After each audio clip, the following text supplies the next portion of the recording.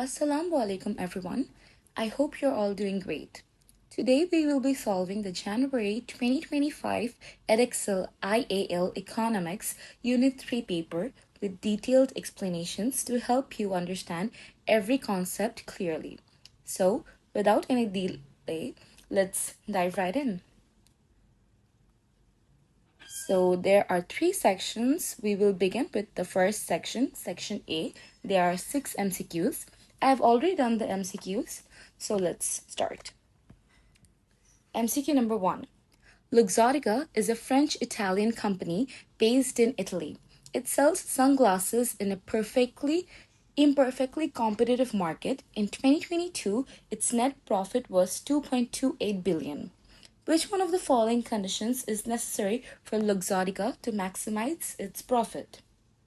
The question tells us that in 2022, Luxottica made a net profit of 2.28 billion euros. Which one of the following conditions is necessary for Luxottica to maximize its profit? So, in other words, it means what must be true if Luxottica wants to make the most profit possible or the maximum profit. So the answer is A. Marginal revenue is equal to marginal cost. To maximize profit, a company should produce the quantity of sunglasses where the extra money earned from selling one more unit, marginal revenue, is equal to the extra cost of making that unit, marginal cost. If MR is greater than MC, the firm can make more profit by producing more. If MR is less than MC, it should produce less to avoid losing money. So, profit is maximized when MR equals to MC. We have already done this one, so let's move on to the next MCQ. Number 2, Sony, an electronics company, and Honda, a vehicle manufacturing company, have collaborated to develop a new electric car. Which one of the following best describes this type of arrangement? So I have already marked C, which is joint venture. So a joint venture is when two different companies work together on one project, but they stay separate otherwise. Sony and Honda cars have teamed up to make an electric car. They're sharing their ideas, money, and technology to do it together, but they're still their own company, which is a joint venture.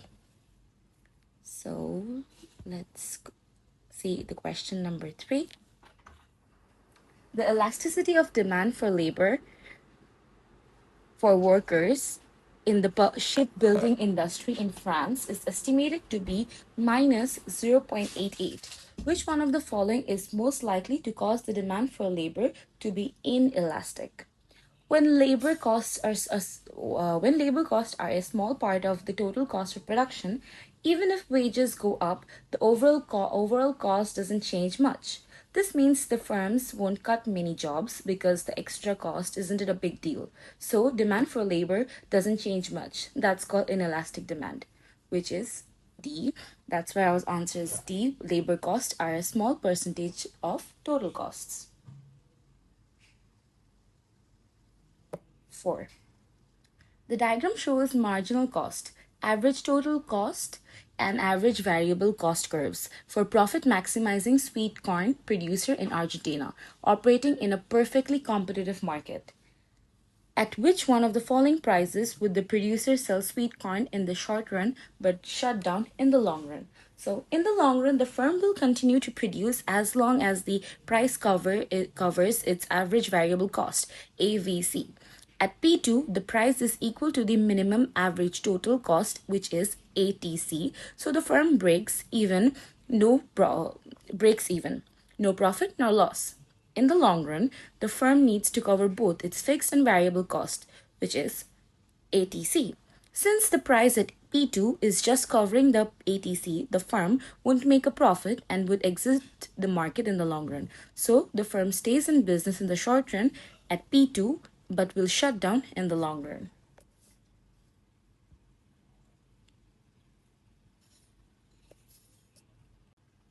In 2019, the European Union fined Qualcomm, a semiconductor manufacturer, 242 million for setting its price below its average variable cost. Which one of the following best describes its pricing strategy?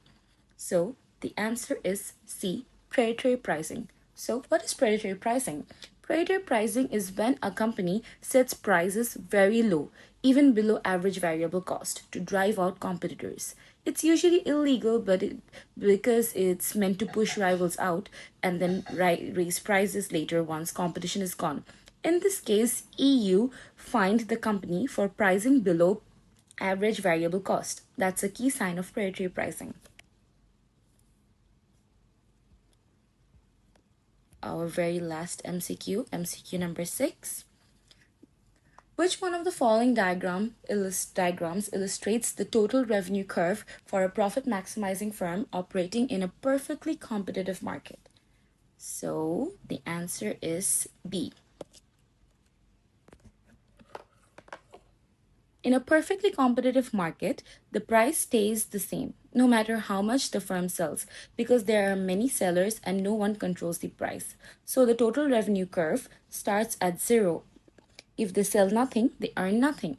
Rises in a straight line as quantity increases. The slope of the line is the constant price. Therefore, the correct diagram is B. Straight upward slope line starting from the origin 0, 0, which is B here, as shown in the diagram. So let's begin with section B. So here we have 5 questions. So let's start with question number 7A. With reference to figure 1, calculate the 4-firm concentration ratio of the global fast food industry. You are advised to show your working. Let's see the figure 1.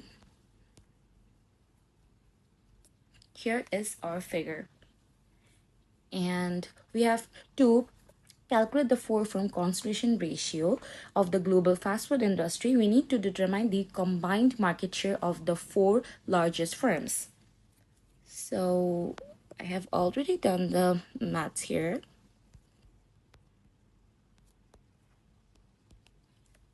So the 4-firm concentration ratio, 21.4% plus 7.5% plus 2.8% plus 2.8%, which is 34.5%. Let's begin with question number B. With reference to extract C, explain what is meant by organic growth. Let's read extract C first. Here is our extract C. So it says, in December 2023, McDonald's opened a new cafe called Cosmax. It sells a variety of drink and food options. Cosmax has a menu of drinks such as coffees and teas with the ability to customize them. There are also limited food choices for on-the-go eating. McDonald's aims to compete with Starbucks in the growing beverage market and plans to open Cosmax in 10 different locations, mainly in Texas, USA by 2024. December 2024. McDonald's is planning to establish 10,000 new Cosmax cafes worldwide. Okay, we have underlined this. So let's see the answer. Here. What is meant by organic growth? This is the 4-mark question. We have to go in with the definition first, then give a bit of the case reference. So, organic growth refers to the expansion of a business using its internal resources. McDonald's opened a new cafe called Cosmax with an expanded product line of beverages. They also plan to establish 10,000 new branches of this cafe by 2027. Cosmac is an example of organic growth as McDonald's used its existing resources such as finance and previous brand reputation rather than forming a merger or takeover. Let's start with our question number C. It says, with reference to extract A, analyze 2 reasons why the global fast food market is expected to grow. Okay, so let's read extract A first. Okay, here is our extract A.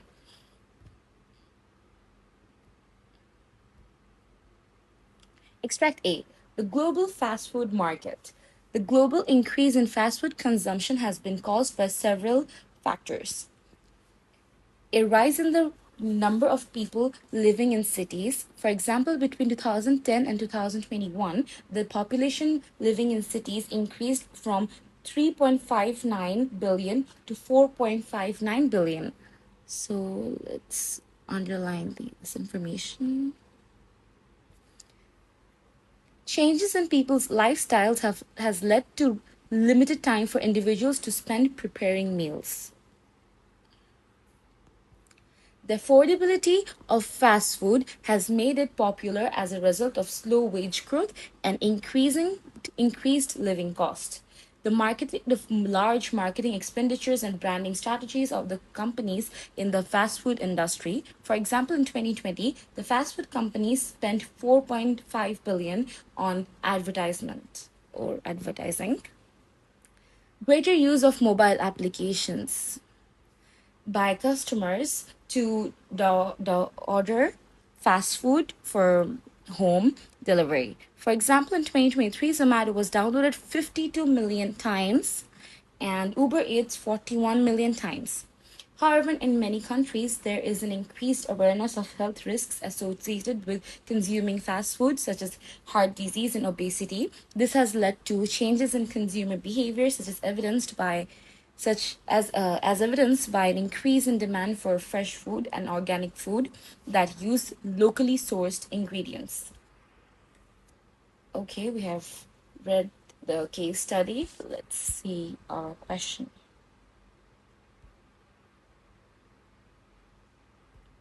Here is the question. With reference to with reference to extract A, analyze two reasons why the global fast food market is expected to grow. Okay, there has been a global increase in fast food consumption. One of the major reasons is affordability of fast food, which made it increasingly popular as low wage growth and rising living costs reduces customers' real purchasing power, encouraging them to look for cheaper options. So, low wage growth means people's salaries are not increasing much. Rising living costs means such things such as rent, bills, and groceries are getting more expensive. Real purchasing power is the actual value of our money, how much we can buy with it. So, because people aren't earning as much or a lot more, but things are getting more expensive. They can't afford expensive food. Fast food is cheaper, so more people buy it. This is why fast food is growing in globally and it's becoming more popular. So let's see another reason with our second reason. Another reason would be greater use of mobile applications by consumers to order fast food for home delivery. Online ordering and food delivering services provided by companies like Uber Eats or Zomato, we got these information from case. This question is totally case based, as we can see, have made it convenient for people to get their food delivered at home, making it accessible, time saving, and appealing to busy customers. This is convenient, especially for people who are busy or don't want to cook. This ease and speed makes fast food more accessible or easy to get and popular, especially among people with little time. So these were the two reasons. Let's move on to question number D. With reference to the last paragraph of extract B, examine the likely impact on McDonald's profit by switching to suppliers that use more ethical and sustainable methods of production. Illustrate your answer with an appropriate diagram. Let's see the extract B. Here is our extract B. Let us read it first. Extract B. McDonald's. McDonald's Corporation is an American business that operates over 40,275 restaurants. worldwide. It produces a range of fast foods, including burgers, fries, salads, and drinks. In 2023, its assets were valued at 170 billion and was the fourth largest employer globally. Employing over 1.9 million workers, McDonald's has over 70 million customers daily, selling an average of 80 burgers per minute every minute. In recent years, McDonald's has had to adapt its products to meet changing consumer preferences. McDonald's has made significant changes to provide healthy options for its customers. For example, it has expanded its menu to include salads, fruit bags, and lower calorie alternatives. Moreover, McDonald's has switched to suppliers that use more ethically and sustainable methods of production. As a result, McDonald's cost of production has increased. The purpose of this change of suppliers was to make a positive impact on the planet. For example, McDonald's now uses deforestation free supply chains for beef, sustainable fisheries for fish, sustainable palm oil production, and locally sourced ingredients to reduce its carbon footprint. Okay, let's see. So, this is our question. Let's read the question one more time. With reference to last paragraph of extract B, examine the likely impact on McDonald's profit by switching to suppliers that use more ethical and sustainable methods of production. So let's read the question. Answer what we have written. McDonald's, a multinational fast food chain, has switched to ethical supplies and changed their methods of production in order to make a positive impact on the planet. The company sources fish from sustainable fisheries to protect marine ecosystems. They have opted for a supply of beef that does not require deforestation. As part of implementing these ethical practices, McDonald's faced a rise in cost of production. So, McDonald's changed the way they get their ingredients to be more ethical and environmental friendly, as we saw this in the case study. So, they buy fishes from places that fish responsibly and don't damage marine life. They get beef from sources that don't cause deforestation. So, here is our diagram. So, McDonald's switched towards sustainable and ethical methods of production, which has increased their cost of production, leading to upward shift of MC from MC to MC1. Due to increase in cost, the AC curve shifts from AC to AC1 upwards, which led to a reduction in McDonald's supernormal profit. Price increases from P to P1, while quantity will decrease from Q to Q1. The marginal cost MC, which is the cost to produce one external unit of the product, shifted up from MC to MC1. The average cost, AC, which is the total cost per unit on average, also shifted from AC to AC1. Because costs are higher, prices increase from P to P1. At the same time, the quantity of food sold decreases from Q to Q1. Oh, okay, we forgot to hear.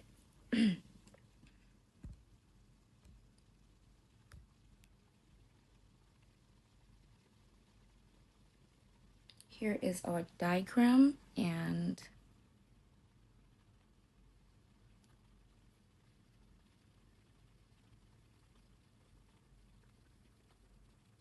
here is the diagram.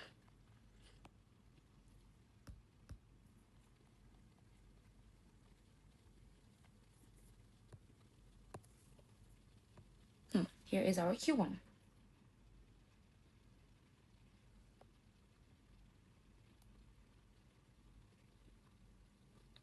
So, what will the effect on our profit be? Since costs are up and fewer items are being sold, supernormal profit, which is extra profit above normal profit, goes down. But the profit might not fall too much because, let's see. However, McDonald's overall profits might not decline significantly as many customers or consumers value and support ethical business practices. The company may be able to pass on the rising costs to customers through higher prices, which are likely to be accepted by its loyal and ethically conscious consumer base. Therefore, its supernormal profit may not be severely compromised or reduced. Many customers like companies that are ethical. Loyal or ethical customers may accept higher prices and continue buying from McDonald's.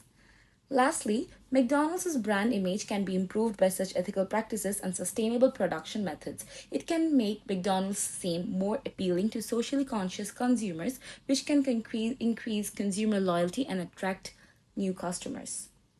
So, even though profits might drop a little, the switch to ethical methods can improve McDonald's brand image. This makes the company more attractive to consumers who care about social and environmental issues. It may even bring in new loyal consumers. So, to summarize the question, to summarize our answer, switching to ethical and sustainable production increases McDonald's cost. This leads to higher prices and lower quantity sold, which slightly reduces the profit. However, due to consumer support for ethical practices, McDonald's may still do well and improve its image, which helps in the long run. So, let's begin with our very last question from this section, question E, which is of 14 marks. With reference to figure 1, extract C, and your own knowledge, discuss the likely effects of McDonald's opening Costmax on its competitors. We have already read extract C, so let's begin with the question answer. Here is the answer. So, the question here is asking what happens to McDonald's competitors when McDonald's opens a cafe called Costmax. So we would likely need to discuss how this move affects other businesses, especially Starbucks, since they have already mentioned it. So, the first thing, McDonald's opened a new cafe called Cosmac in December 2023, which includes a variety of food and beverage options. This is McDonald's way of engaging in competition with Starbucks. The fast food industry is an oligopoly market, meaning that is dominated by a few large firms. So, this is a way of competing with Starbucks. McDonald's is trying to take some of Starbucks' customers by selling similar things. Well, it's not just fast food now. McDonald's is moving into the coffee shop business too. So we have included a diagram here. So the fast food industry is an oligopoly. So what does this mean? Only a few big companies control most of the market, like McDonald's, Starbucks, Burger King, and etc. So when one company makes a move, the others watch closely and react to it. So, game theory. What is game theory? So, game theory is about how businesses make decisions based on what they think others will do. Imagine two companies playing a game. They can both win, or one win and one loses, depending on what each one chooses to. So, let's start. In the context of game theory, the payoff matrix demonstrates the strategic interactions between firms in a competitive market. For instance, both McDonald's and Starbucks could benefit from maintaining a stable price point, allowing them to each earn significant profits. However, if McDonald's Cosmac, it should be Cosmac, or Starbucks chooses to reduce prices to gain a competitive edge, this action often triggers retaliation from the rival firm. So, if both companies keep prices stable, both can earn well. But if one lowers prices, the other might do as well to stay competitive. This is called a price war. Price wars can hurt both companies because they make less profit. So McDonald's chooses non-price competition. Instead of lowering prices, McDonald's is doing something different, offering new types of food and drinks at Cosmac. So this is called non-price competition, where they compete in product variety and quality rather than just price. So instead of engaging in price competition, McDonald's is opting for non-price competition, as I said already, by diversifying its product portfolio, allowing them to compete with Starbucks in a different manner. This will allow McDonald's to attract and retain loyal customers. As a result, McDonald's stands to increase its market share by capitalizing on its established customer base. Starbucks can keep its loyal customers while McDonald's can attract new customers with its new offerings. This helps both companies. They can grow in both different ways without hurting each other too much. Furthermore, advertising and branding are costly and increases greater sunk costs. This might result in lower profits generated by Starbucks. McDonald's will need to spend a lot on advertising to make Cosmac popular. These are called sunk costs. Once spent, the money is gone. Because of this competition, Starbucks might also have to spend more, which could lower its profit.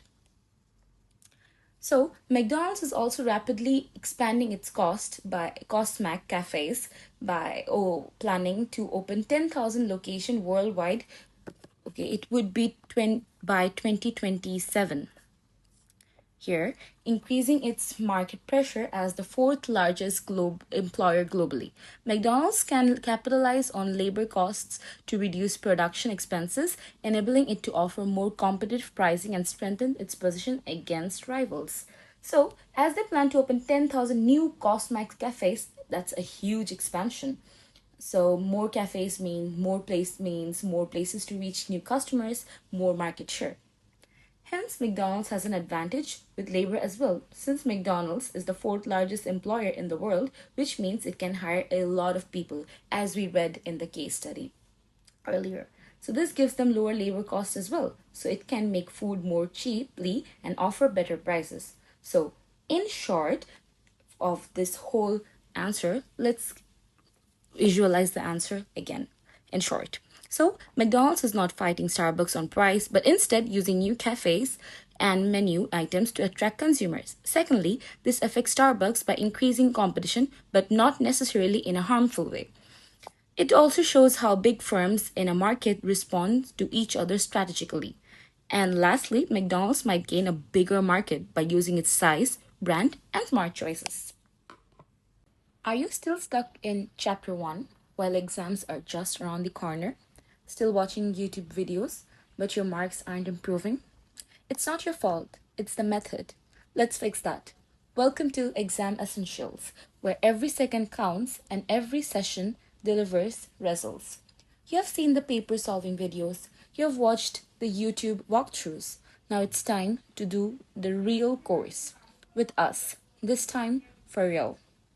We're excited to launch our A-Levels High Impact Crash Courses for the October 2025 and January 2026 sessions, covering the following subjects: physics, chemistry, mathematics, biology, economics, business, information technology, and accounting.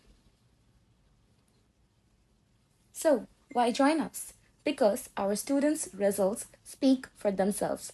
Don't just take our word for it, check out the success stories on our page. So, don't waste any more time, join our course today and make your A-level prep to the next level. Contact us on Facebook at Exam Essentials or WhatsApp us at the number provided. So, let's begin with our section C. We have to answer any two questions from these sections. Each questions are of 20 marks. So I'm going to do number 9 and 10. So let's start with number 9. In 2007, the government of Indonesia set up the Credit Usaha program. The aim of this program was to support small businesses by offering subsidies and low-cost loans. In 2022, the amount that a business could borrow was increased significantly. Evaluate measures that a government could introduce to promote competition and contestability. So, what does contestability mean? Contestability means how easy it is for new businesses to enter a market and challenge the existing ones. So this question is asking what actions can a government take to make markets more competitive and open to new firms, and also evaluate these actions. So I have already done the question 9.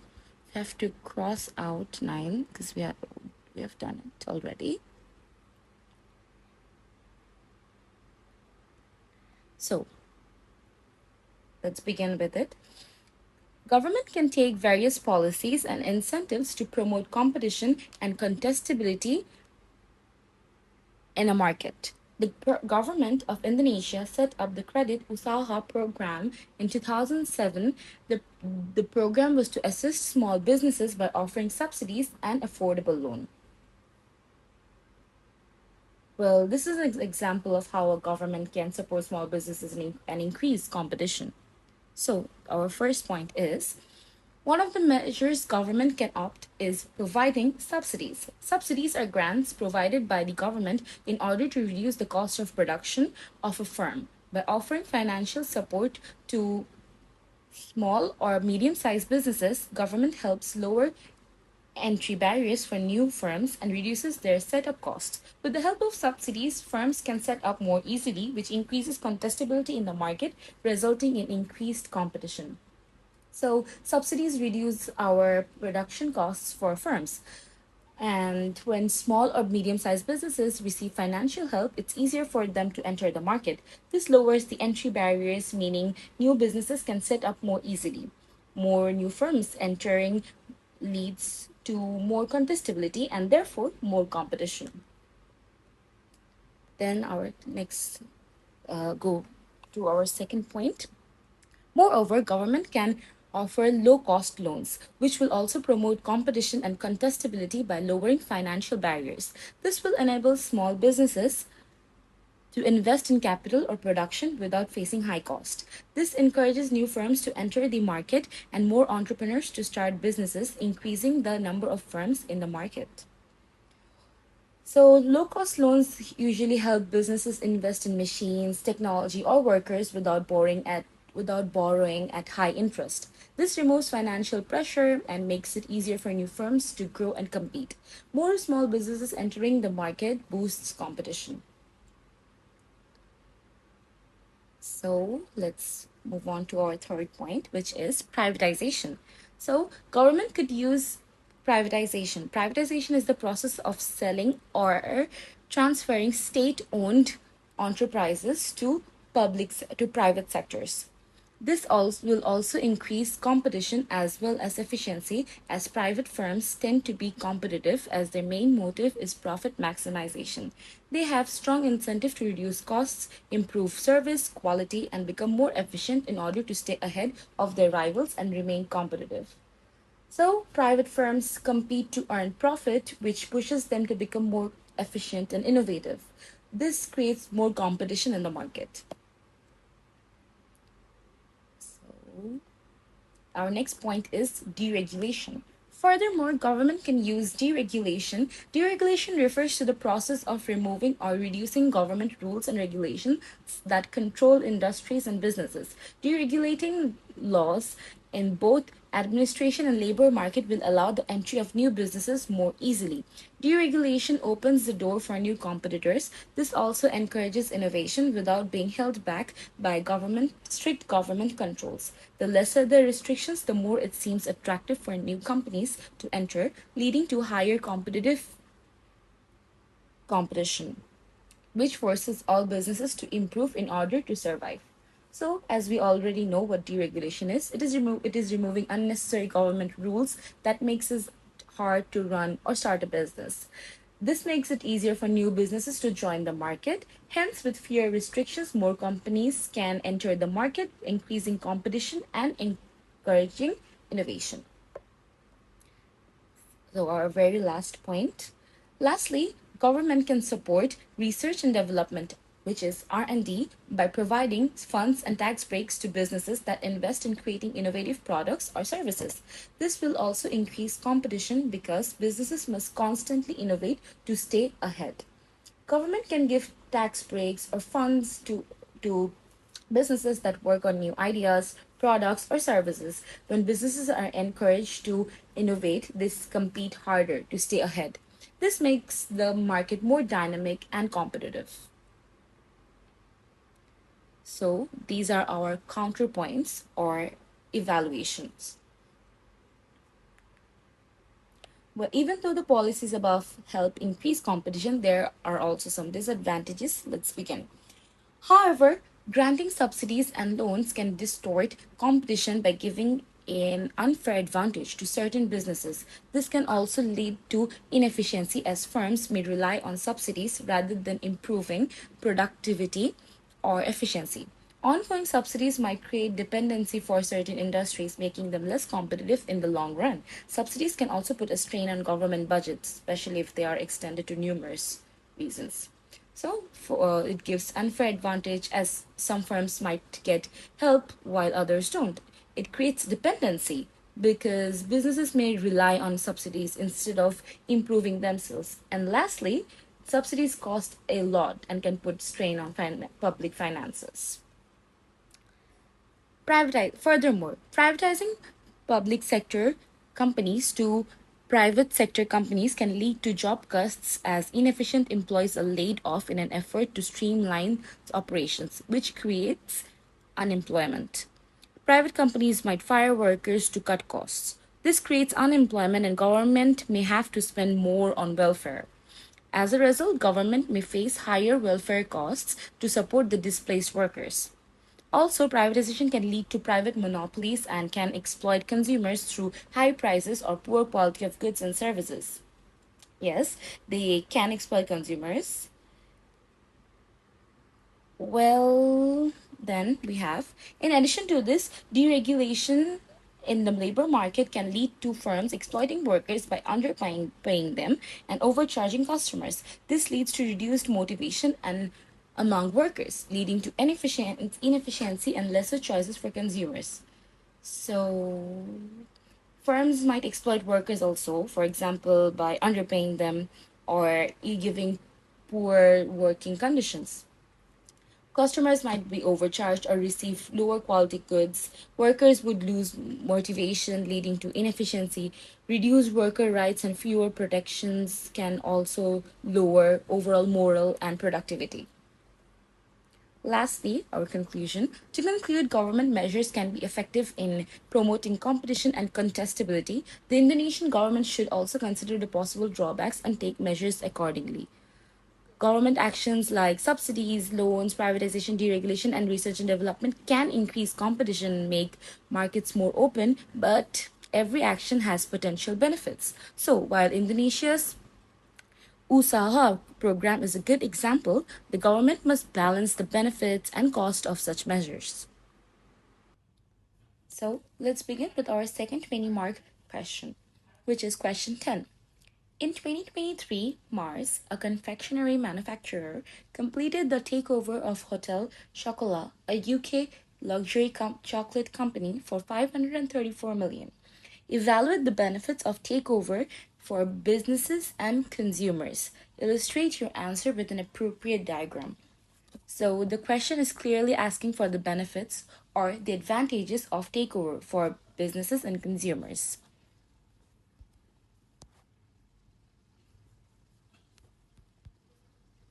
Firstly, we have to begin with the definition of inorganic growth and takeover. So, what is inorganic growth? So, inorganic growth refers to the business expansion achieved through external means. There are two ways a business can grow inorganically: merger and takeovers. Takeover means when a business acquires or buys another business in order to gain control of it. Takeovers can be friendly or hostile. Mars, a confectionery manufacturer, completed a takeover of Hotel Chocolat, a UK luxury chocolate company, for 534 million in 2023. We gave a little case reference here. Then let's start off with the advantages. Firstly, a takeover could help Mars enjoy the benefits of economies of scale by allowing them to grow larger, operate more efficiently. For example, Mars can buy more chocolate at a lower cost by buying ingredients in bulk and using bigger factories more efficiently. Will allow Mars to enter new market, increase revenue and market share for the firms. So Mars can now sell luxury chocolates thanks to Hotel Chocolat, which increases their market share and revenue. They have access to new markets. Will help to reduce duplication. For example, both firms will have their own marketing department, which can be merged into one. This cuts the unnecessary costs. So instead of both companies having separate marketing teams, they can combine into one. This saves money and avoids doing the same job twice. Let's move on to our next point. Mars can benefit from sharing expertise, research, and development. The collaboration will allow them to enhance their knowledge, innovate their products during further advancements collectively. It is akin to a partnership that amplifies their strengths and fosters innovation. So they can share knowledge and innovation. Mars can learn from Hot and Chocolate skills in premium chocolate, helping both companies make better products and improve faster. Then they will have better supplier deals, greater control over new suppliers. Buying more ingredients means Mars can negotiate better prices and improve its supply chain. Gains competitive edge. So Mars becomes stronger compared to its rivals by having more brands and products to offer. Greater market power. A bigger company can influence prices and customer choices more than a smaller one. So it gives them greater power. Takeover helps businesses spread their risks. This means the company is not fully dependent on one type of product, service, or market. This diversification helps the business become more stable and better protected. So so they are basically spreading risks. Mars now relies on both everyday and luxury chocolate markets. If one fails, the other might still succeed. This makes the business a lot safer. Now, let's move on to our counterpoints or evaluations, also known as the drawbacks. So, the first drawbacks is takeovers. Takeovers can be expensive. Yes, buying another company like Hotel Chocolat costs a lot of money and may not always give a good return. Second, cultural clashes. Cultural clashes may occur between firms if they were run differently, causing diseconomies of scale. If the two companies work very differently, this can lead to tension and less efficiency. Communication problems. Larger firms can cause communication problems as the management system broadens, which might widen the communication gap. A bigger company means more employees and more managers, which can make the communication slower and harder. Hence, the communication system widens. May cause concern for competitive authority if firms become too big, leading to government intervention. If firms grow too fast, it could raise costs and lower profits. If Mars becomes too dominant, the government might step in to make sure they don't reduce competition unfairly. Not all mergers and takeovers are successful. Some might result in demergers if resources are not merged efficiently. This could lead to inefficiency. Well, some firms can grow too fast also. Growing too quickly might cause mistakes, higher cost, or poor decision making. Not all takeovers are successful. If it doesn't work, the companies might split up, which is called a demerger. If the new company is not managed well, it might waste resources and become less productive. In conclusion, consumers can benefit from takeovers as long as firms are competitive and efficient. Firms can benefit from higher profits, greater market share, and dynamic efficiency. So, takeovers like Mars buying Hotel Chocolat can bring more benefits and to both businesses and consumers, like lower prices, better products, and more choices. However, they can be also risky and expensive if not managed properly. If done right, they help companies grow, become more efficient, and compete better in the market.